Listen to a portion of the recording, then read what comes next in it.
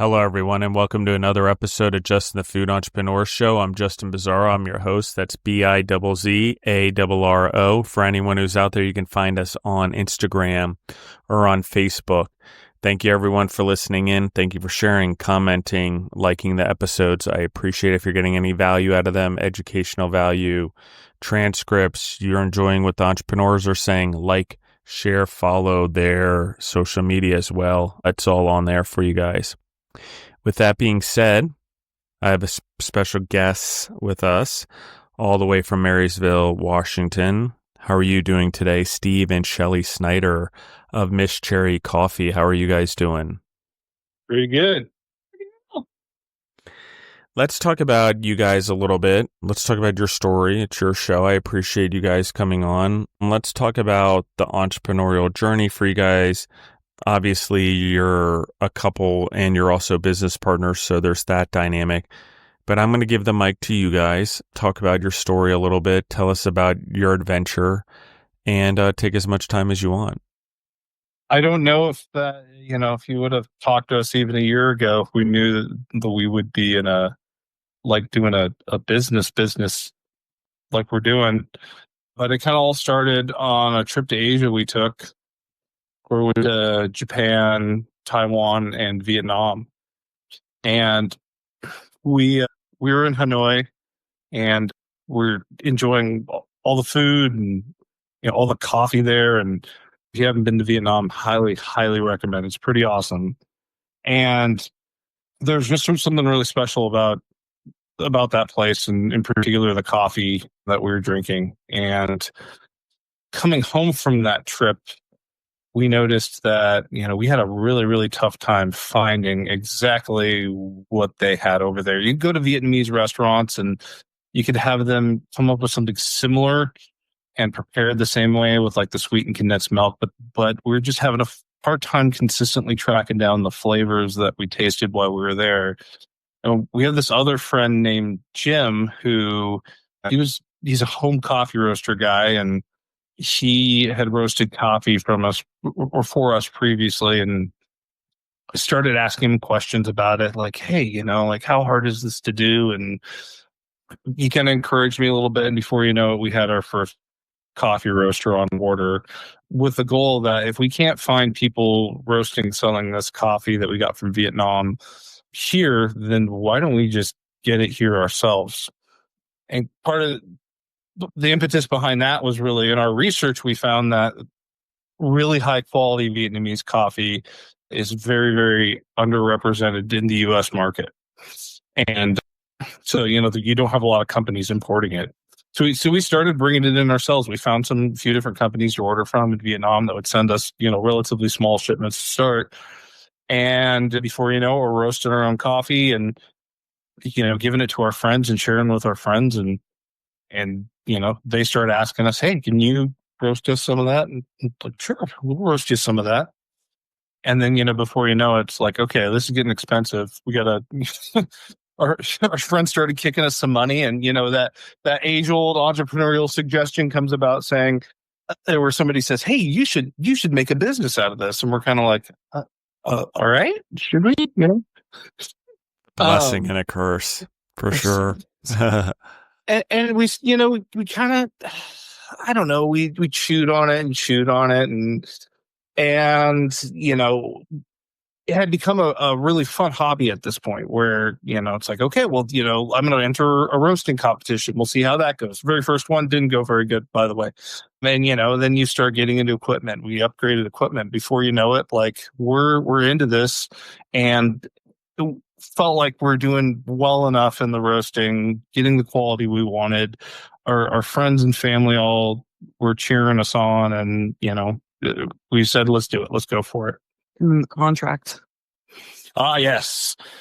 And one of the first things that really kind of kicked it off for us, thinking like, okay, we're doing something right here and we're on something. We landed a roasting contract with a local conference center here. That was our first, okay, this is more than just, a pound here and a pound there for someone. This was a ton of coffee we're roasting every month. And that was our first kind of like lifeline into this. Okay. What were you guys doing before coffee? Tell me a little bit, background, jobs, industries. Give me an idea, because this kind of comes out of left field for you guys. It does for sure. I spent 5 years in the Army as a Chinese Mandarin cryptologic linguist and signals intelligence analyst, and they deployed me to Iraq where there are no Chinese people. We were there. We were there for 15 months. I got out of the Army, Nothing like and getting training and being sent to do something that has nothing to do with what you've been trained in. I have been there myself, actually, recently. So I love it. But go on. and it's like, my whole unit was we were like either Chinese Mandarin or Korean linguists, and it's like, okay, thanks. Why did you teach us Arabic? We could have been more useful. Either way, like I got out of the Army, and I've been I went into like the corporate intel world. So stayed in the intel game, but got paid more money for it, and people treated me better. So, I've been working for tech companies providing intelligence analysis and risk analysis and stuff like that. Yeah. So the trip, let's talk about the trip that kind of pulls us all together, though, for a second, because you've got language skills that are related to the region. So, I mean, all this is kind of tying together in a weird kind of way, right? Sure. Yeah. I mean, I'll be honest, like the trips to Asia and everything, they're something that I had to do for work. And this particular one, we were like, hey, I'm going to this conference. When I'm done with this conference, let's go do this Vietnam thing that we've wanted to do for a long time. So I guess there is kind of a connection there. And one of the things I think is important here is that as entrepreneurs, we learn skills along the way. We don't know where they're going to lead. But in this case, someone paid you to gain the skills. You had a job, roof over your head. You were obviously doing something for them, not speaking Korean and Arabic nations. But my point being is you stacked a group of skills. You decide to go to Asia. Asia leads to coffee, roasting, so on and so forth. So with that being said, why coffee? Have you always been a coffee fan? Is this something over the years going over there you started picking up on? Let's talk about where the seed, pun intended, was planted. A little bit. Yeah, I think Shelley and I both have been into coffee for a very long time. Shelley spent a long time as a barista in college. She knows her stuff when it comes to coffee, and what it should taste like, what good coffee tastes like, what bad coffee tastes like, all the ins and outs of the equipment and machinery you need to make a good cup of coffee, and all the different ways you can do it. And I was just a fan of it in general. We've always had numerous different coffee instruments in our house. It's been a big part of our routine, and we've always, been on the lookout for unique and interesting flavors, and the things that we like, and kind of a higher quality, different experience.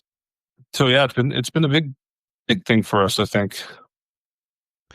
How do you learn about this? I mean, we talked about research development. You're going to a foreign country. You're importing coffee now, the beans, then you're roasting them, literally selling them. I don't know if you're grinding them, but you built a whole business around this, or the starts of a business, at least back then, based off of, hey, we've got something here. Let's talk about in detail, because I think coffee is so unique. I think it's one of the products that truly take on its environment in a lot of ways, in the flavors of its environment.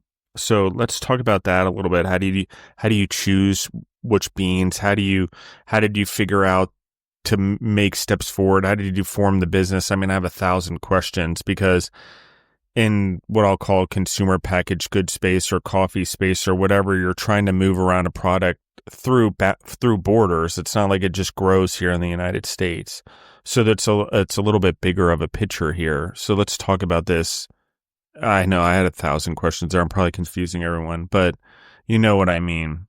Yeah. So it's really interesting that you bring up, crossing borders and everything, because there are a lot of different elements of this business in itself. Like there's kind of the importer exporter aspect of it. Like where are you going to get the coffee from? You're right. It doesn't grow here, which that's a whole nother fun conversation given, kind of recent political stuff and tariffs. And so there's this whole other part of the business that was kind of the second part of it. The first part of it was really like, how do we figure out how to actually roast the coffee itself? And there's plenty of places online that you can buy, different like green beans in small amounts, and a few different companies you can buy small coffee roasters. I think that part is a pretty easy thing to do. If you have a couple bucks to spend, you can get yourself a coffee roaster. A lot of them, the little ones are like, they're like those old school popcorn air poppers, that we had as kids. It kind of resembles that, only it's enclosed. And you can buy the green beans and you can do all that to start. The hard part is getting it right and actually getting it to taste good. So we really kind of started just hands on. Like, again, it was just kind of like, let's figure out how to do this so we can actually have the coffee we want. And we ordered the beginner coffee roaster, and it was doing a lot of online research, seeing what other people who were doing this, what other home roasters were doing, reading everything I possibly could about coffee beans and what all the different terminology means, and just kind of going all in on the research and then experimenting. That's really the big thing, was taking the time, and bringing in the help, like, the other people in your life to taste it, to tell you, and hopefully they'll give you an honest opinion, like, this is good or this is garbage. And unfortunately, most of the people are too nice to tell you it's not good. So, just experimenting till you start to see some results that you like, and then figuring out how to repeat it. It was just a lot of time, a lot of smoke alarms going off in the house before we figured it out, and the dog barking and kids thinking the house is on fire. And eventually you start to get into like a groove with it. And then it's, okay, well, what do I need to do to get the next thing? I've got a coffee roaster that'll do 500 grams. Okay, well, now our friends are paying us, some money to get them a lot of coffee, and I don't want to spend a ton of time doing this. So let's get a bigger roaster. And like anything, like any hobby or business adventure you could possibly have, there is no limit to how much money you can spend on this and what gear you can get for it. But I think what was important to me was like, okay, let's get a machine that we like, and then we'll really focus on really getting some consistent results with that gear and everything before we even move on to the next step. The other thing I'm going to say here, with something as subjective as food, when it comes to like what people like and what they don't like, that provides an additional challenge with roasting coffee. And again, I think probably with any kind of food preparation, is that, first of all, like, people like what they like, and really, really worrying about like making sure everybody who ever drank any of my coffee was happy, I spent a lot of time just like kind of sitting on that and like, oh man, like but really what I should have been doing the whole time was making sure this is all stuff that I like, and kind of focusing on that. So the other part of this that I'll bring up about coffee specifically is that the bar for what's considered good coffee is very, very low in a general kind of term.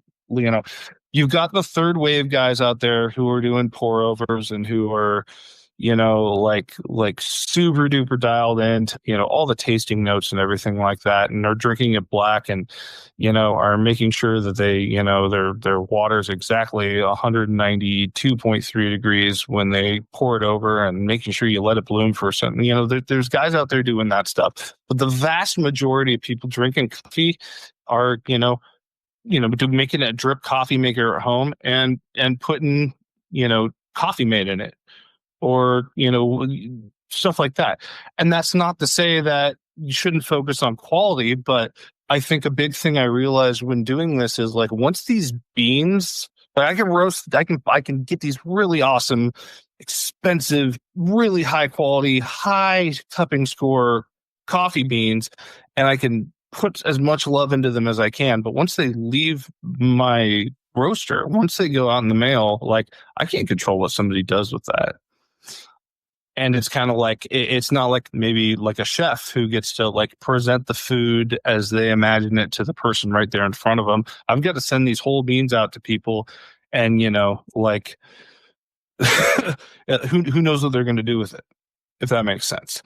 So there's this element of this where I kind of had to get out of my own head when roasting, like just focus on making coffee that you really like and beans that you really really really like, and hopefully people will go for that. So far they have. Yeah, I kind of meandered there a little bit.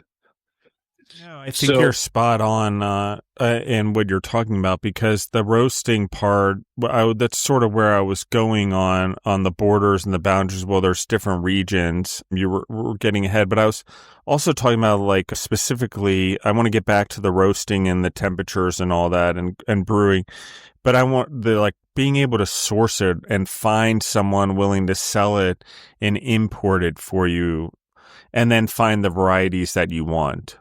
I think that's a crazy a task for someone who's never done that before, right? Yeah, and that is it. Like, it's overwhelming. There is so much stuff out there. There's so much good coffee in the world. There's so many great farms. There's so many people who want you to try it and are willing to send you samples. Like we had just coffee samples coming in like crazy in the beginning, and it was like we couldn't. Like you can't keep up. And then even if you come up with a bean that you really really like, and you're like, I really love this particular Nicaragua that we're getting in here. That's just one bean. You still have a gazillion different variables that you can change up when you roast it to come up with all kinds of different stuff. So it is really quite the rabbit hole in figuring that out. And I'm gonna kind of use like this, and this is terrible because I'm not a golfer, but I'm gonna use this kind of golf thing that somebody once told me when I was trying to learn how to play golf in the Army. And that is like, I was like, oh man, I got all these clubs I'm taking with me out there. With like, which ones do I need? And my buddy who was teaching me, he's like, let's just start out with these 4 clubs out of the set. Get really good with these ones, and then we'll start adding some stuff into the mix. So that's kind of where we had to start, was like, let's start with just a few different beans. Let's start with a few different regions and learn about how these are grown differently, and how the climates are slightly different, how that affects their density, and what that means for us as roasters, and let's perfect a bean from each one of these regions, and then we can expand from there. From a importing standpoint, like that again is kind of like that secondary objective. Like, there's plenty of companies that are based in the United States that are handling the legwork for the importing for you. And there's ones that are on the smaller scale that just do like home roaster stuff. And there's ones that are on the much, much larger scale. And we can buy, 70 kilogram bags of coffee if we want from them. So there's not a lot there in terms of like us having to like handle that if we didn't want to. I think there is a point in our path or our trajectory somewhere where it might be more efficient for us to just make these orders from the farms directly themselves. But I don't know how far out that is, honestly, in years, but it would be calculated in years. Let's anchor a little bit. Military experience, your experience, has that helped you in the international aspect, relationships, finding the things that you need, anything like that? Where do you feel that experience has crossed over into what you're doing now? Oh man, I want to say like it's definitely helped with travel, and the fact that like going back to the thing, like coffee is really not grown here. I mean, there's some in Hawaii, there's some in Puerto Rico. But if you want to go out and see some of these operations that are out, some of these farms around the world, like you got to have some comfort with travel internationally, traveling to places that are unfamiliar to you, where you don't speak the language, and just kind of like being able to engage on an international level with some confidence.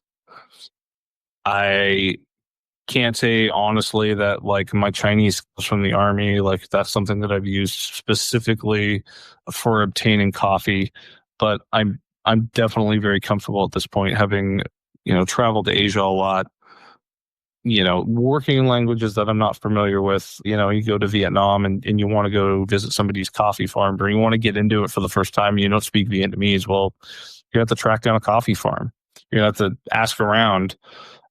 So I think that like the confidence in working with people internationally and not being timid, I guess, is a way to put it, is helpful. And the Army helped with that. Gosh, I wish I had a more thoughtful answer for you, other than saying like I can fly to other places around the world and talk to people.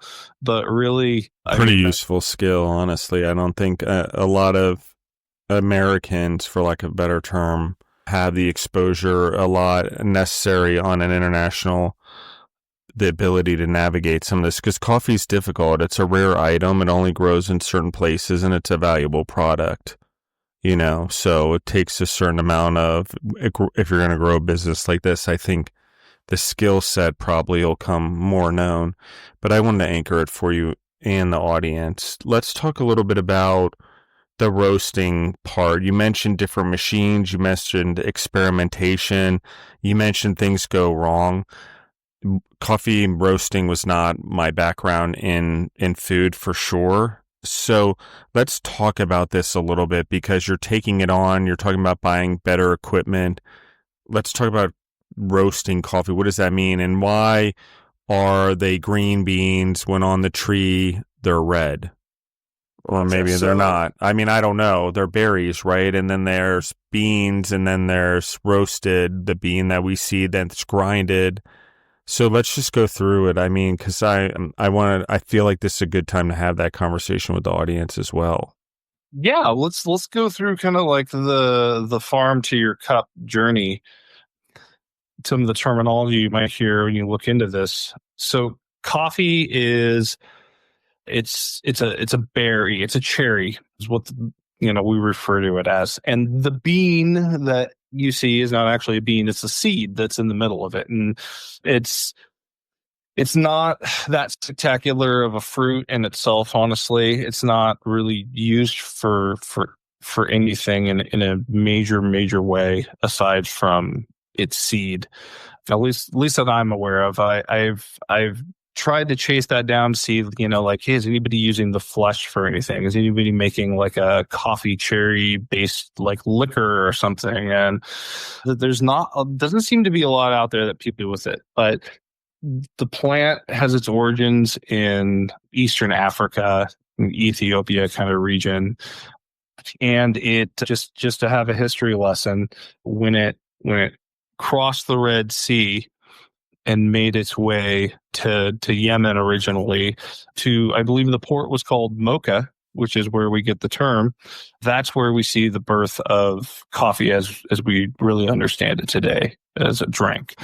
So it's this cherry that's, depending where you go, it can be harvested by hand. There's some machines that do the job, and some places there's animals that will do the job. We could talk about Kopi Luwak if you want, the cat crap coffee.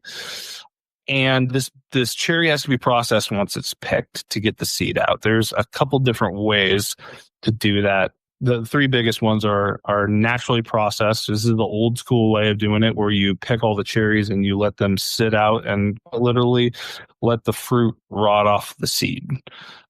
There's a natural fermentation that takes place there. All coffee beans have some kind of fermentation that happens. The other end of that process is the wash process, which is where essentially you either have like basically a machine that holds the coffee for you, takes all the fruit and pulp out of it, and then it's fermented in water, and then it's dried. In the middle, that we have something called honey process. Sometimes people hear that term or read that term and think it has to do with flavor. It's really just they'll partially remove some of the outer part of the cherry, and then after letting it sit out, it gets really sticky, kind of like honey, which is where the name comes from. But that's kind of the in between of the natural and the wash process. And there's some other kind of in between of those processes that exist too, without getting too into the weeds there. So the coffee cherries are once the fruit is off the coffee cherry and it's been fermented and it's dried, you have what we call green coffee, which is a very, very hard, dense, like break your teeth on it, dense little seed. The seeds are typically sorted either by the farms or the importers. That can be done with machines or by hand. They sort for size, they sort for defects. And then most places, most farms and everything will do what's called cupping to score them, at least in the specialty coffee world. And this is where they have a specialty coffee association qualified cupper who can give it a score. And if it gets above an 80, I think it's an 86 or something like that, then it technically counts as specialty coffee.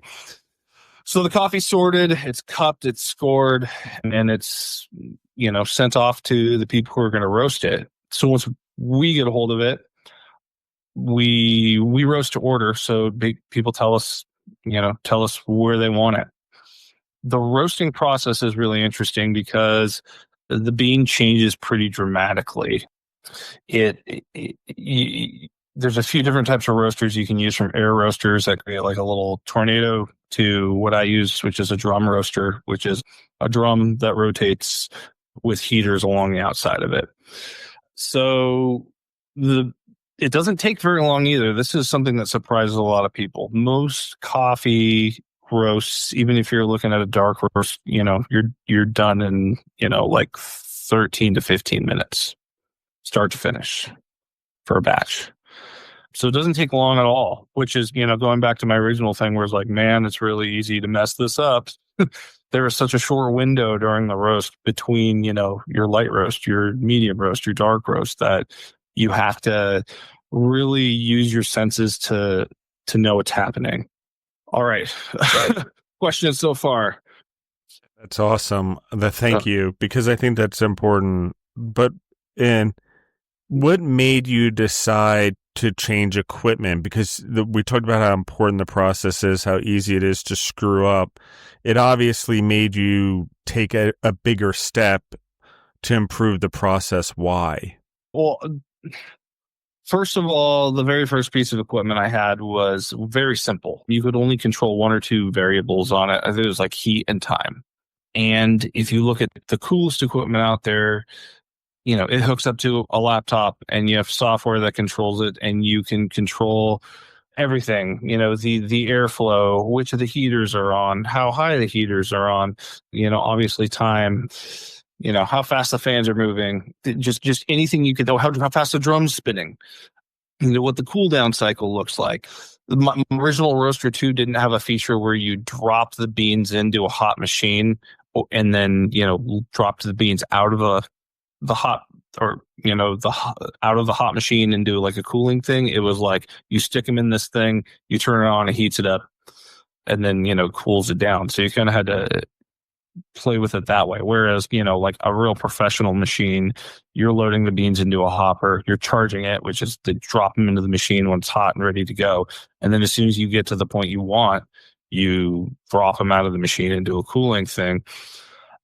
So I noticed in my very first roasting competition I ever did, like I was up against people who had much cooler machines than I did and could control these extra variables. So it really, took it from like, okay, I can roast a decent cup of coffee with this really rudimentary machine, to now, if I really want to get the results I want and really increase the quality of the roasting product, I need to have these other features. And then from there, when it was, we made the decision to make it business time, then it was about, scaling up to make sure that we could, meet the demands, especially of that one, big account we got initially. So yeah, it was like, let's Like, here's the hobby machine. Let's see if we even like doing this, to, okay, let's get the real professional machine so we can do this right now that we learned all the lessons we learned on the simple one. And then here's the really, really big stuff to handle the bigger contracts. I will say this, though. At the very beginning of this process, some of the people I reached out to online, some of the other roasters, some of the coffee companies, actually were really recommending that I go with the rudimentary machine at first. And the reason is roasting coffee is kind of a sensory experience. If you really want to kind of learn and understand what the bean does during the process, like, it's not even so much sight as it is your hearing and your sense of smell. You're smelling what's going on, and part of that is the beans partially explode while they're being roasted. We call that it's a crack is what we call it. There's a first and second crack that happens over the course of the roast, and they signify different things that are happening, and thus like different roast levels, and are like a super huge guide in this. So you have to sit there with this rudimentary machine and really just like listen for that, just like, they did before they had the really cool new tech out there. So yeah, I value that time that I spent on the rudimentary machine, lighting fires in my kitchen. But and I'm happy that like I got to have the sensory experience and kind of learning and understanding how the coffee evolves in the roaster. But I'm really also happy that we got the newer awesome stuff that lets me control all the variables to get it exactly how I want it. I love this. All right, let's talk about building the company now. You got to build a website. You've got to source beans. You've got to roast beans. You've got to package beans. You've got to ship beans. You got to ship this stuff. So I don't even know, in whatever increments, you have quite a variety too on your website as well. So let's talk about this a little bit. How do you build a business? You've got the idea. You know a lot about coffee beans. You know about roasting them. You've bought the machines. Now what? What do you do with this? How do you even get a name? How do you register? How do you build a website? Like, now you got to get it to the world, right? Yeah, the name was challenging, and again we based it off our experience in Vietnam. We talk about this on the website where there's a typo or something on a hotel form. We had to fill out a lot of forms in Vietnam for trips we went on, and somebody had written quite literally, it's not a mispronunciation. Somebody had written Shelley's first name as Cherry on the form, Cherry, and they were calling her Cherry, and we just didn't bother correcting them. We thought it was kind of funny at the time, and so we just adopted it as a nickname. And that was kind of our let's just call the coffee company that. Because it was Vietnam that really inspired us to do this, and that's kind of a fun story from when we were there. And yeah, so the name, we got the name. Cool. Now what do we do? Neither of us are really, super savvy with all the business stuff out there. Honestly, we took to the internet and like, what are people using to start websites and make businesses? And, like, I don't know how you feel about like calling out name brand stuff we're using on here. Yeah, no worries. Go ahead. Okay. We landed on Shopify for the what we're doing now. And it was, Shelley has a degree in computer science, and she definitely is far more tech savvy than I am. So we've been kind of learning this together as we go. And by the way, Shelley went upstairs to help address the kids. So she'll be back down a little bit. So we can talk about her while she's gone on the podcast. Yeah. Okay. Yeah. I just didn't want to like to go to her for a question. And no worries. So we've been running that, and just kind of like, I'll be honest with you, it's not the easiest thing in the world. It hasn't been the most user friendly thing, but we got the website going and everything like that. We don't, just because of the volume we do, we're not keeping, just a gazillion pounds of coffee in stock. We run it pretty, we run it in kind of order as we need. And we basically started spreading the word through friends and family. We made sure we had a good, 20 to 30 pounds of everything in stock when we launched. And we started taking orders online. They started slowly kind of just trickling in. And people, the model is people go to the website, they read about all the different beans that we offer, and they put in an order, and we roast it, and we put it in a bag, and have our label on it, and we mail it out to them.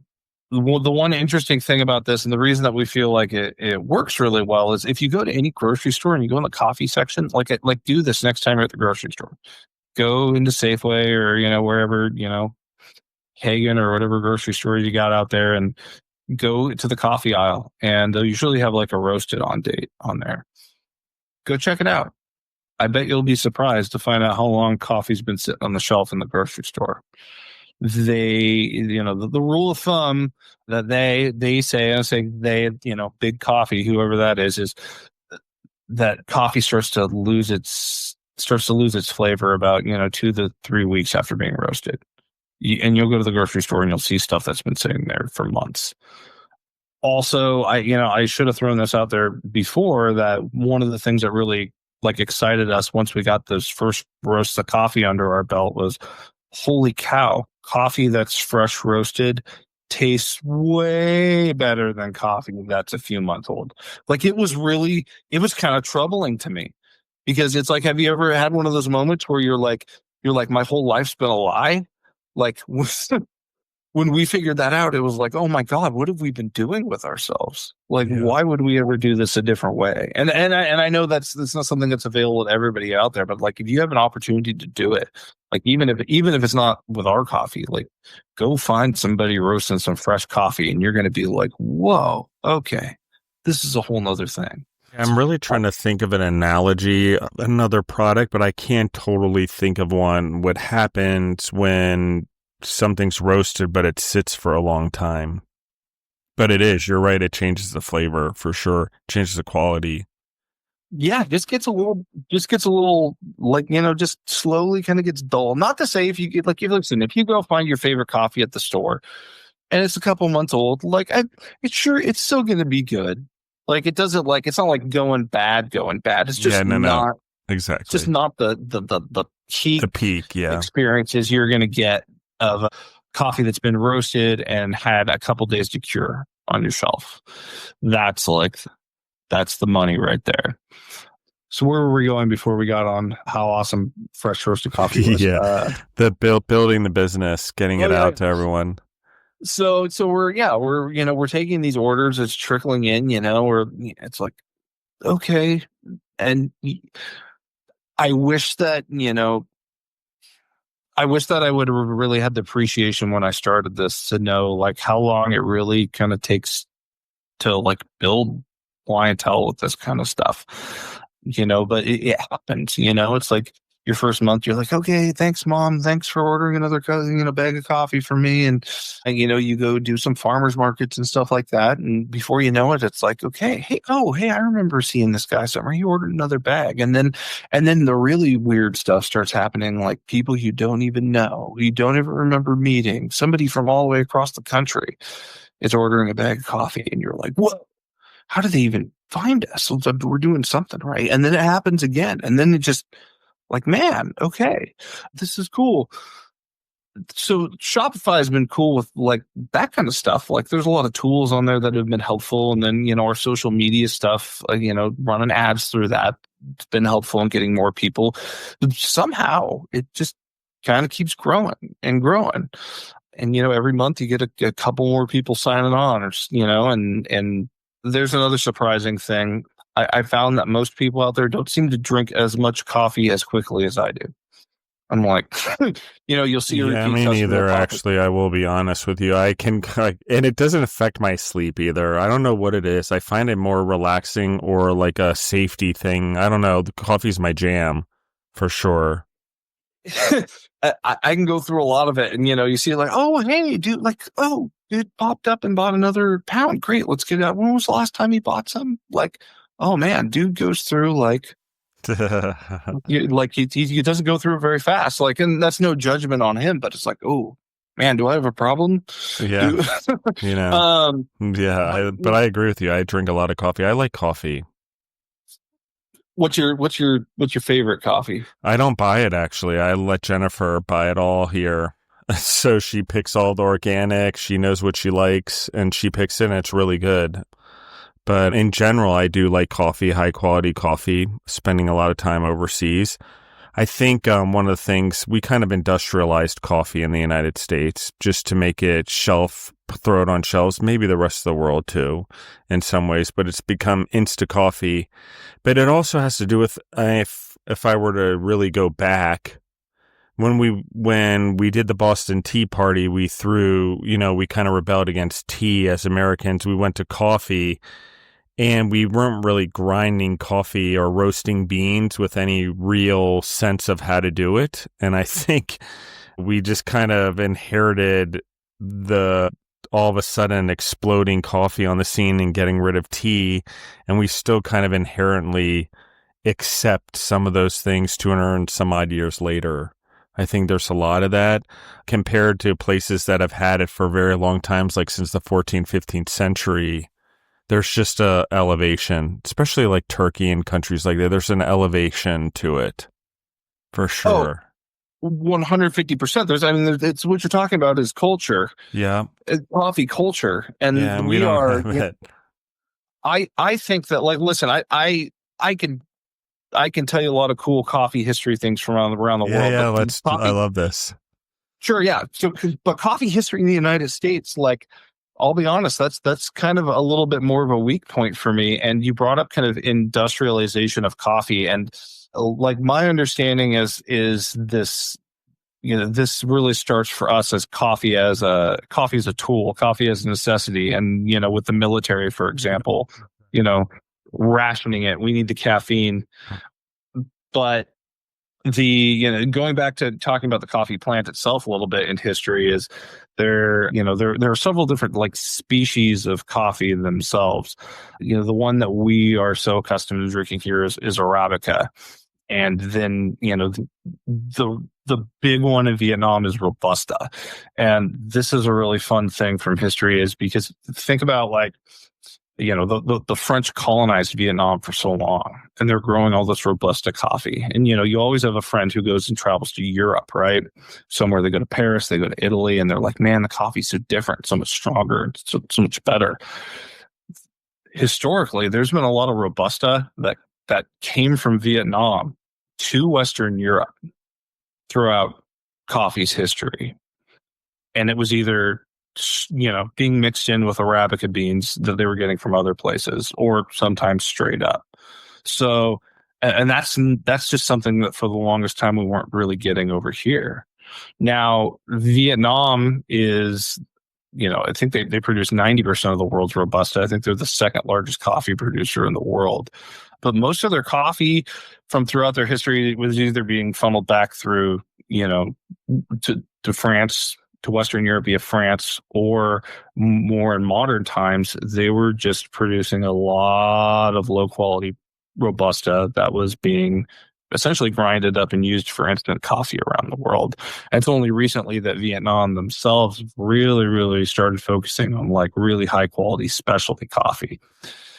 Back in the Arabica world, we have the drug cartels in the 70s and 80s to thank for Arabica coffee being so awesome. And this is one of my kind of favorite points, is that, when you think of coffee, what's the place you think of typically? Colombia. Well, there you go. Yeah. So while you have all these guys who are, making tons and tons of cocaine, they've got to funnel them through legitimate businesses. And for that reason, there are so many farms and operations in that part of the world that had a ton of money dumped into these businesses because they wanted these businesses to make money, money too. So, there's a lot of money flowing into coffee research at the time to, what cultivars can we come up with? What hybrids can we make to make this better?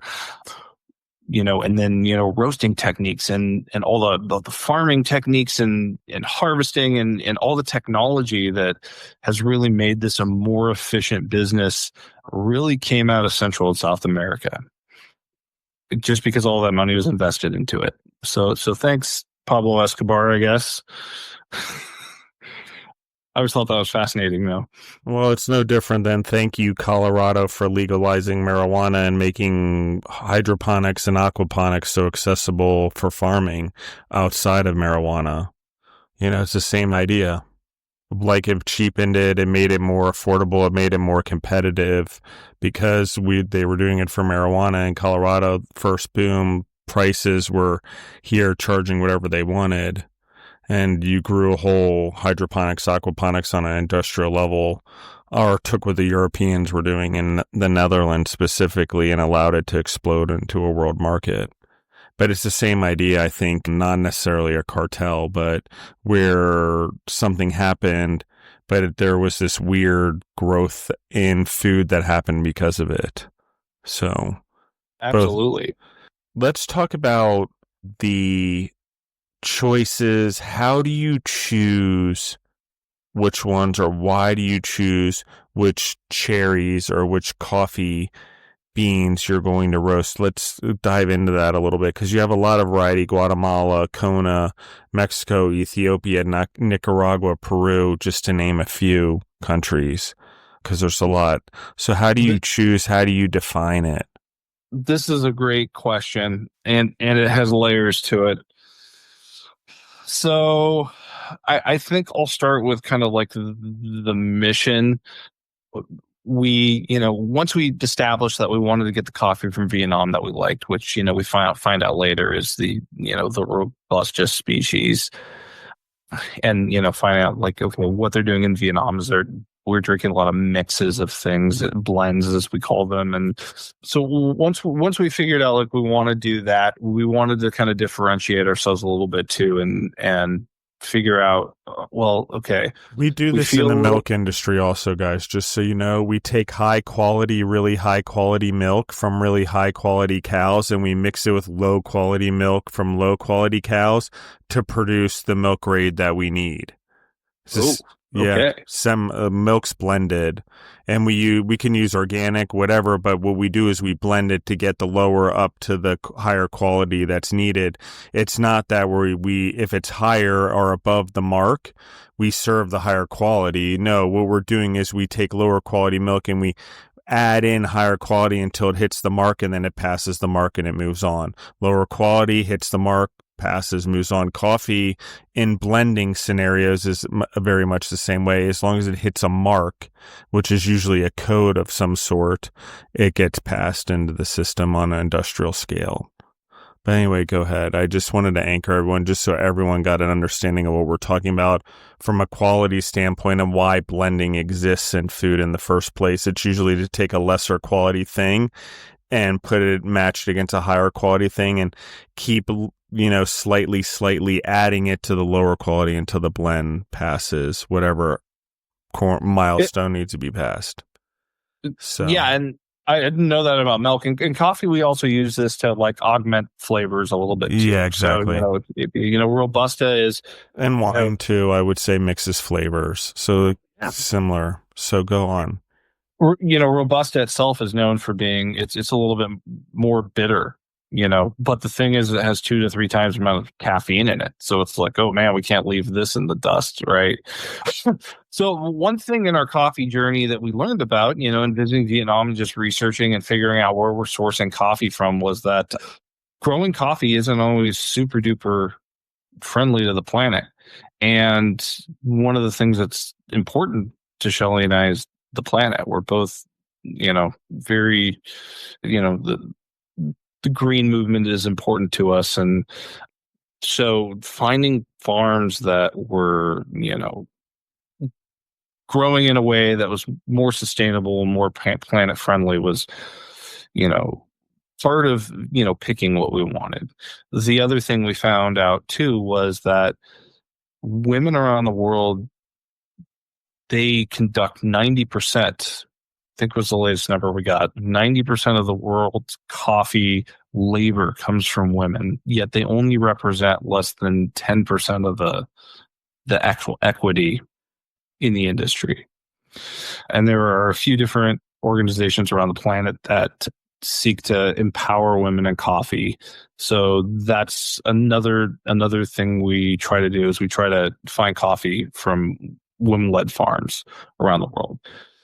So there's the kind of the mission side of it that affects where we're going to get it. But in terms of like flavors and which beans we want to get, is really kind of like we're open to anything. Like we have our standbys. If you go on our website, it's like that Lotus Catamore from Vietnam. Like we're always try to have that because that's that Nicaragua Caturra. Like we always try to have that because it's a great, really great tasting bean that just people enjoy. I feel like it is a bean that can be used in a lot of different application. It comes out of the espresso machine nicely. It's great with a pour over. Let me also be clear for folks on here. When you look at tasting notes in coffee, you'll see, the Nicaragua Caturra, like tropical fruit, herby, citrus. These are for beans that are going to be like a medium roast or less, usually even lighter than that. I hate to say this, but the truth of the matter is, for those of us out there who are really into like a darker roast, like a full city to a legitimate like past second crack dark or a French, like those tasting notes you're going to read on bags, those don't really apply to you. And they don't really apply to you either if you are sticking stuff in your coffee. And admittedly, I'm not one of those like third wave pour over drink it black guys. Like I love Vietnamese style, coffee, like a really just intense Robusta with some Arabica mixed in with it. And I put some sweetened condensed milk on it. So, I'll be 100% honest with you. I can do the cupping and I'll do the pour over and I'll taste it and the notes will be there and great. And I can tell a good coffee when I drink it. But personally, I'm picking out stuff that I feel like is great all around and is going to give, people an experience on a good experience on a variety of different equipment and a variety of different roasts too. So just really looking for stuff that looks unique and interesting out there, stuff that meets the mission, stuff that cups and scores well. And then, just kind of like sales too. Like I'll bring in something new. Like we brought in a geisha from Guatemala not too long ago, and we're trying that out to see how that does. And so far, people are digging it. And if people will continue to dig it, we'll continue to try to stock it. The other thing too is the reality is this is agriculture. Like, and there's as much consistency as we can get out of it, but it's not perfect. So coffee can taste different from crop to crop, season to season, and sometimes stuff just isn't straight up available. If we have a bad coffee year, like it's going to be hard to find stuff. So that's part of it too. I love it. I love the mission. I love the women-based thing. I love the explanation of coffee, the history for sure. Anything that I haven't covered that you want to talk about before I ask my final question? Sure. One thing I do want to bring up, I want to talk about Excelsa a little bit. Yep. Please. So one of the coffee species, again, I was like, there's 4 or 5 major ones: Arabica, Robusta, Liberica, one that starts with an M that I can't remember that we don't use really. But under Liberica, there's a varietal there called Excelsa. So a variety of Liberica. And what's so cool about Excelsa is that it's drought resistant and it's pest resistant. Coffee has to grow at fairly high altitude and usually within the tropics, right? With climate change, these crops are getting more and more sensitive. So something like Excelsa, that might really be kind of the future of coffee. Now, with its parent species, Coffea liberica, unfortunately, there's a little less caffeine in it. But hey, you get to drink a little bit more coffee, right? And it's not super duper widely available out there yet. Farmers are really starting to see an uptick in interest in it. And So, we're really trying to get the sourcing and the quality kind of figured out right now. We do have some that we offer from Vietnam, but I think that's, with the climate aspect of it being such a huge part, and, the climate change affecting, these coffee crops, and we're seeing worse and worse coffee years out there. Like this might be the plant that saves it. So I just throw it out there. Keep your eye on it. If you get a chance to try Excelsa coffee, I'd highly recommend it. I know there's a shop that opened up, I want to say in the San Diego area, maybe, that is just serving Excelsa. I thought that was kind of cool. But yeah, I think we're, that's one of the problems that coffee farmers are working on. And yeah. All right, let's talk about the why. What's inspiring you? Why do this? Why create a business? Why get up every day and still keep going? Why not give up after 3 weeks? Talk to me about the why. Why do this?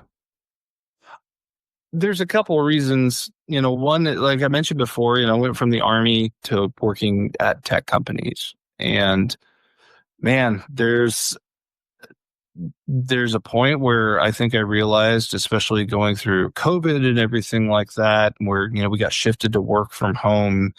It was really, really tough for me to be like, yeah, sure, I want to go back into an office setting.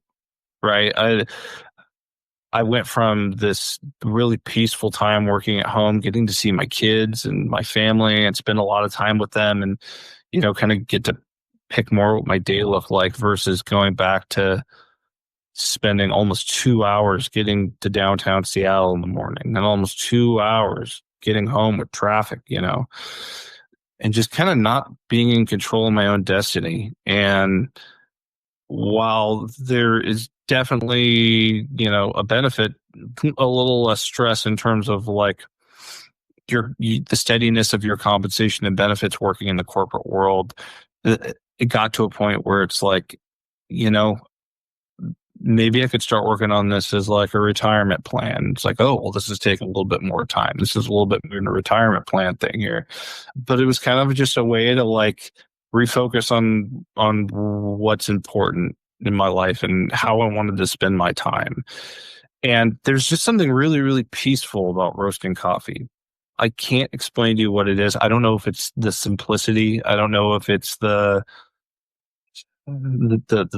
smells. I don't know if it's, I can't point my finger what it is, but when I'm sitting there with the coffee roaster, it's peaceful, it's calming work, it's simple work. And at the end of the day, I get to, spend time doing something that I really love, which is making coffee that I like to drink, and then spreading that joy to other people out there who like it just as much as I do. Yeah, I think that's a big part of the why, is like, man, I don't want to die young, stressed out, chasing down somebody else's dream. I want to, I just want to live a little lower stress life. Where can we find you online? Where can they find your product? Where can they find you on Instagram, etc.? So our website is www.misscherrycoffee.com. You order direct from there. We're on Instagram.com @MissCherryCoffee, Facebook @MissCherryCoffee. I'm not super cool enough to have a TikTok yet, but I bet we could make one. That's the best place to find us. Steve, I'm going to ask you to sign up for a part 2 for sure, because I have a lot more questions for you. I know that we didn't get through hardly any of the questions that I sent you. It probably is prep questions either. But I would love to have you back on, because I have a lot of questions about coffee. I want to talk more about your business. I want to talk about more specifically about the different varietals or varieties. I want to talk specifically about the caffeine and how it's affected. And we talked about roasting levels, low, medium, dark. I don't know what it's called, low. I don't know if I've ever had it's a light roasted. Yeah, I guess it's a light roasted. But I would love to have you back on for sure. Yeah, I'd love to be back on. I'm happy to spend more time on it. And also, I'm happy to send you guys some too. If you guys want to go on to the website and just pick a few out, I'll send you guys a few pounds. Yeah, I appreciate that. One more thing as for the audience, and I know it's the last question, but I'm going to have you finish off this.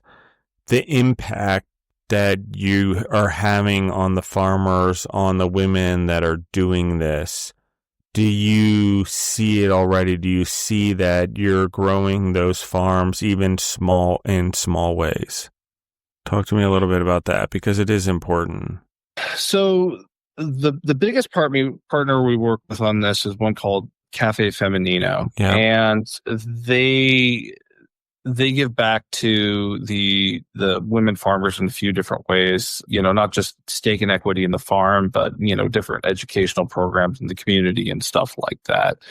It's again, we're still, I want to say in the terms of grand scheme of business, we're still new out there, but to see these programs thriving and growing, especially in a more challenging coffee world, from a climate perspective, from a tariffs perspective, I think the proof is there that these programs are keeping people engaged. And I would love to be able to get out there and visit every single one of these farms. I think that's kind of like my our personal goal, is to be able to go to as many in a year as we possibly can. And when you do get to go to these places, it's so cool to see how all this stuff works and how they do all this and the generational knowledge that's been passed down through sometimes these are family operations that have been around for a long time. Yeah. And to see that, it's like, well, hey, they've got a daughter or a granddaughter or a great granddaughter here who, had what was because of these programs was included and has this interest. And, maybe she's going to be the one to take over, the company instead of, historically maybe being dismissed or, put, behind, a son or something like that. So to see the inclusion and the equity and these groups, really getting people involved and giving something back to the community so they know that, this isn't just mindless. This is like, I have a future and a stake here. That's been cool to be part of, as much part of as I can really say. I am being new to the business. We've enjoyed seeing that. Thank you very much. One more time, where can they find you online, on social media, all that good stuff? MissCherryCoffee.com, and on all your socials, you have at Miss Cherry Coffee. Everyone in the audience, love you guys. Thank you for listening in. Like, share, comment on the episode. Listen, we're going to dive more into the coffee thing. I think that it's really important, and what we're anchoring here, I think, is important as well. We're talking about generational farmers. We're talking coffee. We also talked about we hear this thing about panicking about coffee. What's going to happen to it? Well, there are drought resistant, able to handle different varieties of temperature crops out there, as we discussed. We're going to dive more into that next time. But guys, like, follow, share Miss Cherry Coffee. Okay. MissCherryCoffee.com. I'll put it all in the notes below. Try the coffee, order it. It sounds like we're all in for a treat. I look forward to this stuff. I like trying coffee in particular, as well as burgers, as everyone knows. So those are my things. And I drink a lot of coffee, trying to record 2 to 3 episodes a day sometimes. And then trying to keep up with, normal work schedules and being an entrepreneur. It's a lot. So coffee is my thing. I like it. It's what I go to. Maybe it's my drug of choice right now, for sure. So I appreciate the knowledge, because I'm in this weird phase that I'm learning about it. And I hope to take the audience with me. And Steve and Shelley Schneider, thank you guys for coming on the show. I appreciate you guys. Thanks for having us. Yeah, absolutely. And use that link, sign up again, Steve, and I look forward to having you on. And the audience, love you guys, and we're out.